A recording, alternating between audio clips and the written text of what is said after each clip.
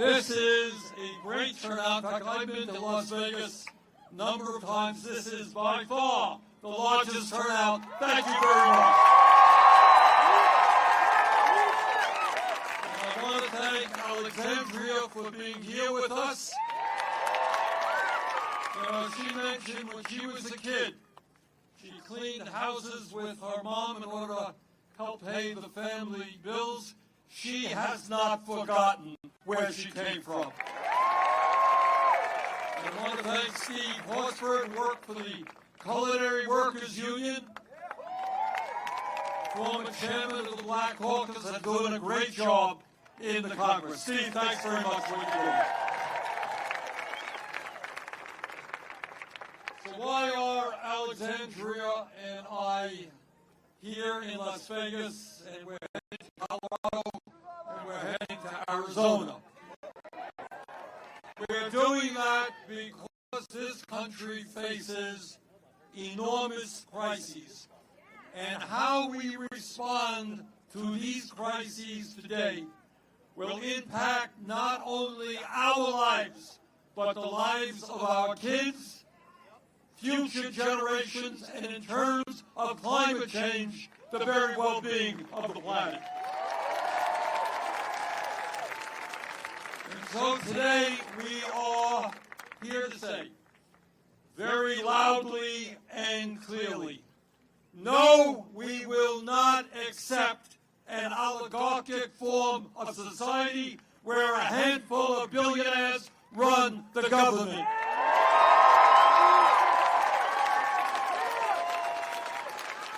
No, we will not accept an authoritarian form of society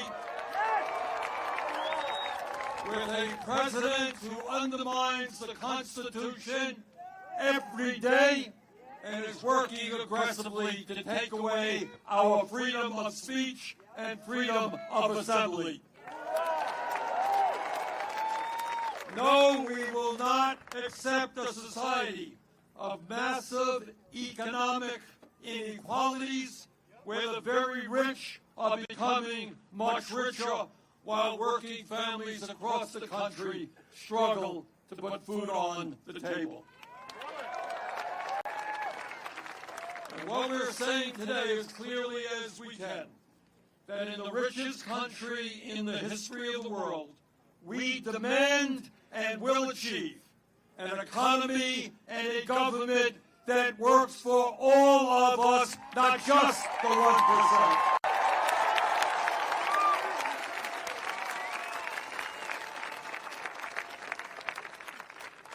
It seems to me that before we can effectively determine the best way forward, it's important to do what is very rarely done in Congress or in the corporate media.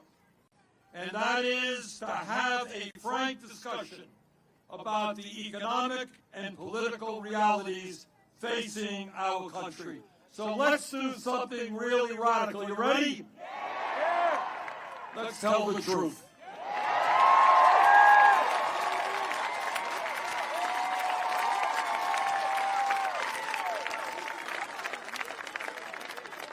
In our country today, we have two very different Americas. In one of those Americas, the wealthiest people have never, ever in the history of our country had it so good. People on top are doing extraordinarily well today. We have more income and wealth inequality in our country than we have ever had. The three wealthiest people in America, Mr. Musk, Mr. Bezos, Mr. Zuckerberg. You know those guys. Those three people alone own more wealth than the bottom half of American society, 170 million people. Three people, 170 million people. The top 1% now owns more wealth than the bottom 90%. CEOs of major corporations now make 300 times what their average workers make. But it's not just income and wealth inequality. Today we have more concentration of ownership than we have ever had. While the profits on Wall Street and corporate America saw a handful of giant corporations dominate sector after sector, whether it's agriculture, transportation, media, financial services, small number of very, very large international corporations dominate. And they charge us outrageously high prices for the products they sell us. If you could believe it, three Wall Street firms, BlackRock, Vanguard, and State Street, combined are the major stockholders of 95% of American corporations. And let me say this, the 1% live completely and isolated lives from the rest of this country. They have no clue what is going on in the real world. They live in their mansions and their gated communities. They fly around the world in the private jets or the helicopters that they own. They have well-trained nannies taking care of their babies. They send their kids to the best private schools and colleges. Sometimes they take vacations, not in a Motel 6, not in a national park, but in their very own islands that they own. And for the very, very richest, they have fun flying off into outer space on their very own spaceships. And maybe they should stay there. So that is one America. An America where people live with tremendous wealth and tremendous luxury. They have it all. But there is another America, the America that you know and the America you live in. And in that America, 60% of our people are living paycheck to paycheck, and millions of workers are trying to get by on starvation wages.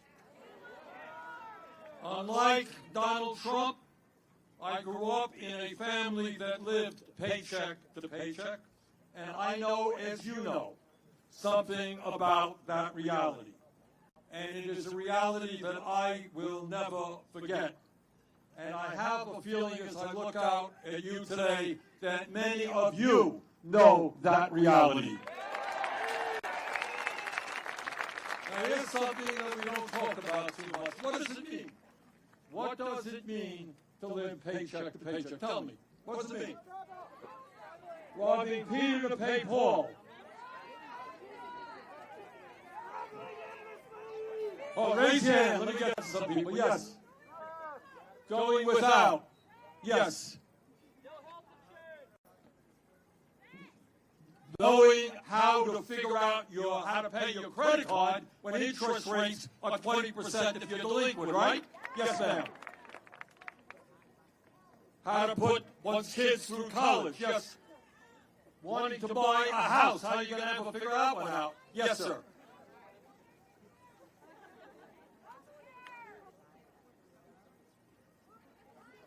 Paying whether or not you're going to buy your prescription drugs or you pay your rent.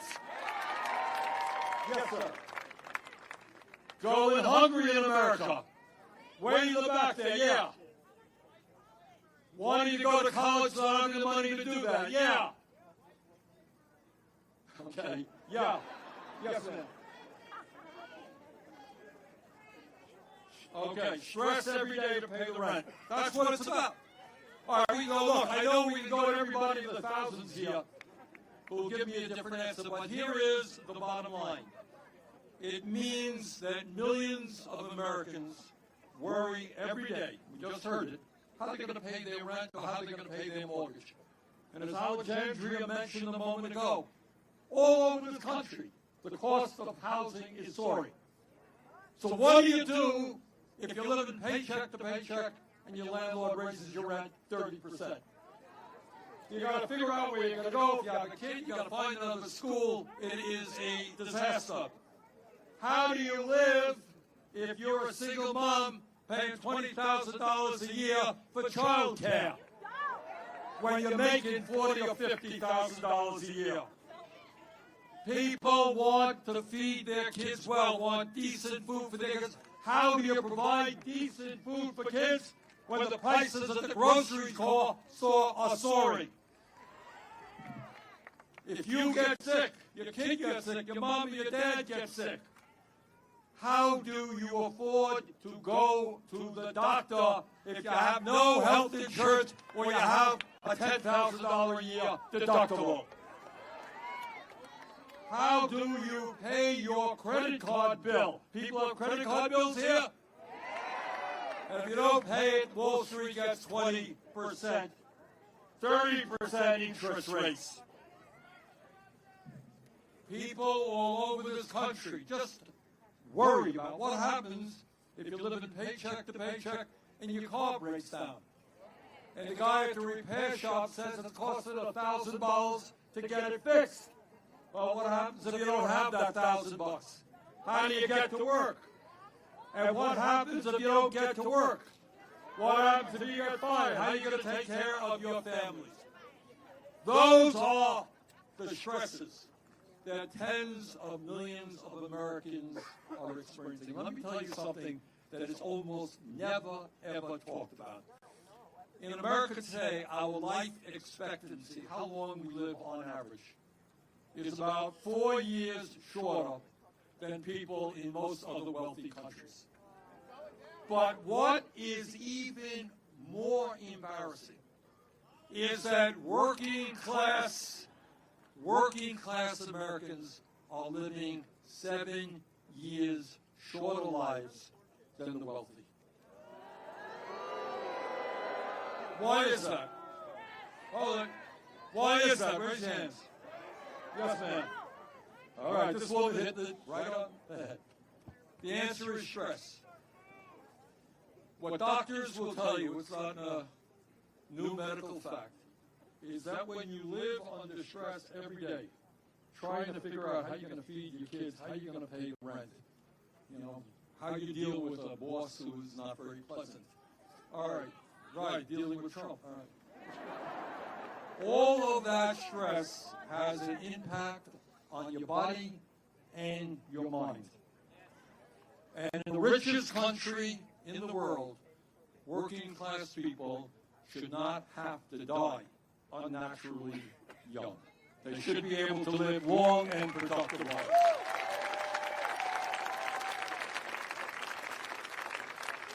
The issue that we're dealing with in America now is not just income and wealth and equality, and it's not just the stress that working people are feeling. Today in America, we are the only major nation on earth that does not guarantee health care to all people as a human right. Despite spending twice as much per capita, it's not that we're not spending enough money. We're spending a fortune, $14,000 for every man, woman, and child. Despite that, 85 million Americans are uninsured or underinsured. All right, raise your hand if you have a high deductible. Ha! There it is. In America today, 60,000 people die because they don't get to a doctor on time. Got it? And the reason is that I talk to doctors. People walk in much sicker than they should be. And doctors say, well, why didn't you come in here when you first felt your symptoms? Answer is, I had no health insurance or I had a high deductible. Health care is a human right. And together we are going to stand up and finally pass a Medicare for all single-payer program.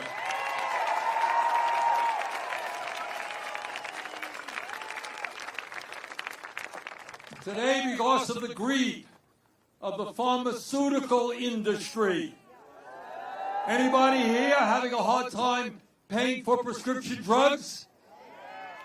1 out of 4 Americans can't afford to fill the prescriptions their doctors write, because in some cases we pay 10 times more for the same drugs as sold abroad.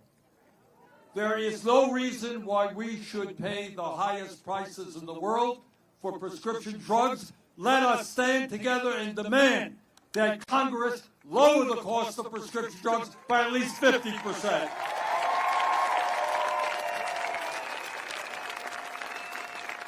All over this country, we've got a housing crisis. Got a housing crisis here in Las Vegas?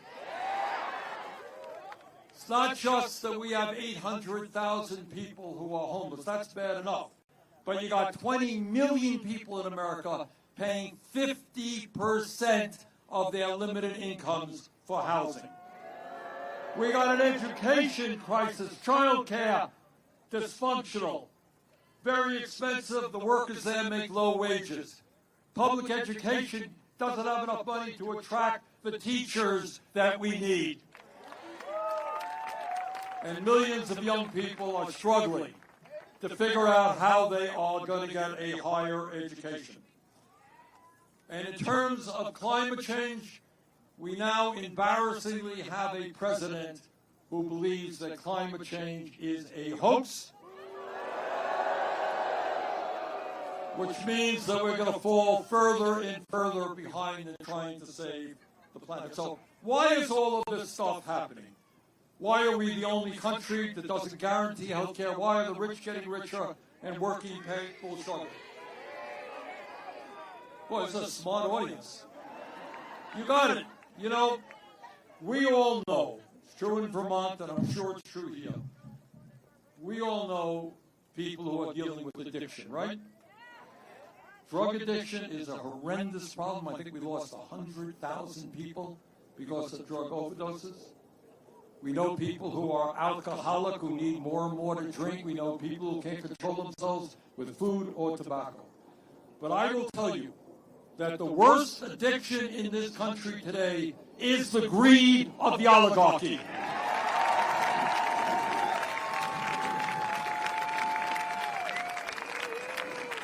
They are like heroin addicts. They need more and more and more.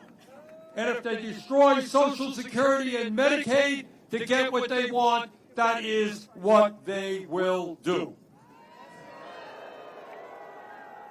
And right now, as Alexandria mentioned, they are in the process of dismembering the federal government and cutting programs that low-income and working families desperately need, so they can give themselves over $1 trillion in huge tax breaks. And in order to get those tax breaks, they want to cut Medicaid by $880 billion. They want to destroy our Social Security system at a time when 22% of seniors are trying to get by on $15,000 a year or less. What they are trying to do is to discredit Social Security, lie about Social Security. Some of you heard Trump saying, oh, all these people, 150, 200 years of age getting Social Security. Total, absolute lie. Well over 99% of the people in this country who get those Social Security checks paid for those checks. We got any veterans here today? Thank you, veterans. Well, Musk and Trump are going after the VA. They want to lay off over 80,000 employees at the Veterans Administration. That will result in lower quality health care and delays in veterans getting the benefits to which they are entitled. Trump and Musk, right now, today, they're trying to dismantle the Department of Education. That means public schools in working class areas could lose money. It means that people on Pell Grants are going to have a harder time getting those grants. And it means that kids with disabilities who are now getting the support they need may lose that support. Now, the way you destroy the government is by laying off hundreds of thousands of employees, and that is precisely what they are doing right now. And I want you all to think about this for a moment. I know we all feel badly for those federal employees, people who have worked for the government for years, devoted their lives to public service, and you have Musk coming along and say, oh, we've determined your performance is poor, you're out of here, goodbye. Now, I know a lot of people feel sympathy for those employees, but I want you to think about something. If Musk and his friends can treat federal employees like that, you work here 20 years, you're out of here, goodbye. What do you think that they will be doing to workers in the private sector when artificial intelligence comes to take your job? Now, technology in itself is not a bad thing if it works for working people, not just the people on top. But it is not just domestic policies of the Trump administration that we've got to fight. For the first time in our 250-year history, we have a president who is turning his back on democracy and allying us with authoritarianism and murderers like Vladimir Putin. No, we must not abandon the people of Ukraine who were invaded, Mr. President. Ukraine did not start this war, Russia did. Our country must always stand for democracy, not dictatorship. And no, at a time when Netanyahu is waging a horrific war against the Palestinian people, our government must not provide another nickel to that murderous government.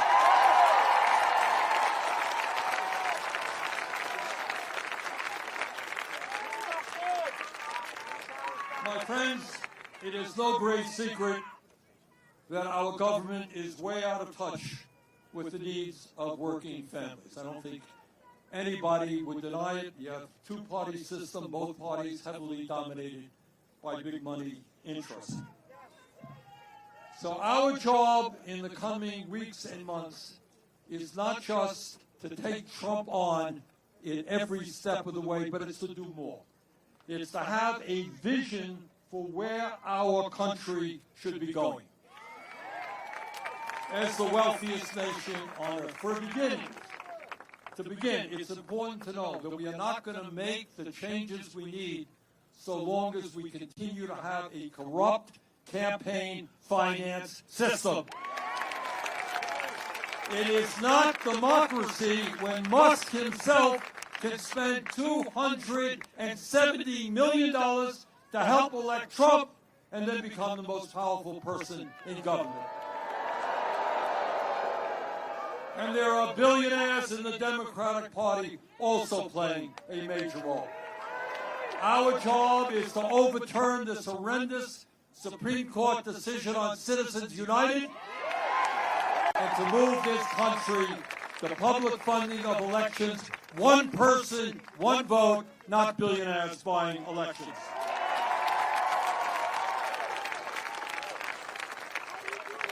No, we should not be giving huge tax breaks to billionaires. On the contrary, we've got to demand that they start paying their fair share of taxes. No.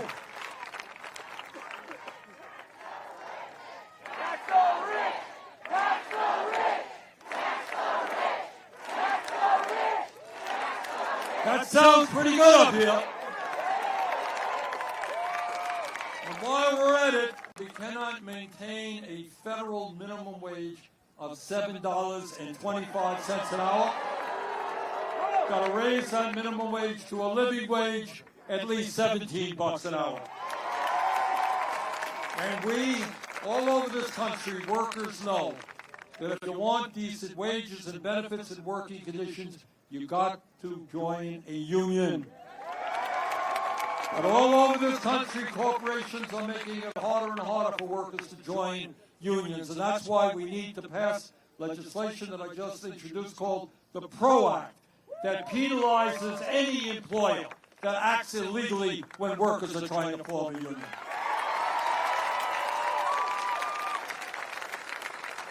Together, we're going to stop the cuts to Social Security. Instead of cutting Social Security, we're going to expand Social Security benefits. Instead of making massive cuts to Medicaid, we're going to join every other major country on earth, guarantee health care to all, to a Medicare for all single payout system. And in the wealthiest country on earth, you know what? Nobody should go homeless. Nobody should pay 50% of their income in housing. We can create millions of jobs by building 4 million units of low-income and affordable housing and stopping corporate landlords from jacking up rent prices. I grew up in a rent-controlled apartment. Seems to me that's a pretty good idea. And in a competitive global economy, we need the best educated workforce in the world. All of our young people must have the ability to get a higher education by making public colleges and universities and trade schools and universities tuition free.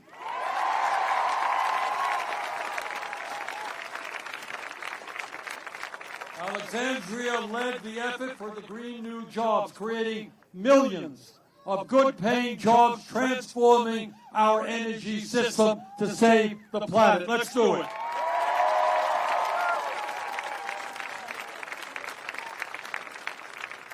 Now, I know that there are a lot of people here in Las Vegas and around the country who are feeling despair and anxiety about what's happening in D.C.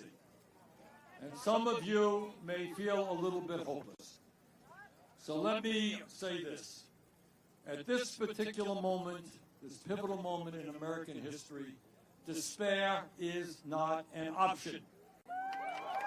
Giving up is not acceptable, and none of us have the privilege of hiding under the covers. The stakes are just too high. And let us never forget, real change only occurs when ordinary people at the grassroots level stand up against oppression and injustice and fight back.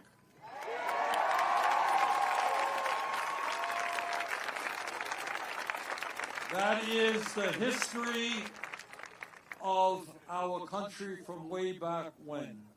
When this country was first formed, you had people here who took on the most powerful person in the world, the King of England, and the entire British Empire. And you know what? They won. In the 1840s, you had people in the abolitionist movement standing up and saying, slavery is not acceptable, it's horrendous, it's horrific. They had to take on the great power of the slave owners. And we fought a war where hundreds of people, hundreds of thousands of people died. But we won. Slavery was abolished. In the early part of our century, workers who were overworked and underpaid demanded to form unions. Some of them were killed, they were fired, they were beaten. But they stood up for the trade union movement, and they won and helped create the American middle class. In the 1930s, we had a depression. 25% of America was unemployed. But people stood up, elected a great president, Franklin Delano Roosevelt, transformed the government, and we managed to end the Depression. In 1941, this country was attacked at Pearl Harbor. Our military was weak. We had to fight a war on two fronts. Yet, because the nation came together and we produced the planes, the guns, the tanks that we needed in 2.5 years, that war was essentially won. So what I am saying to you is that this is not the first time we have faced crisis. And what I believe from the bottom of my heart is the American people do not want to see a handful of billionaires running this country. The American people understand that in democracy, we criticize each other, we have free elections, and we're not, like Donald Trump, too cowardly to accept criticism.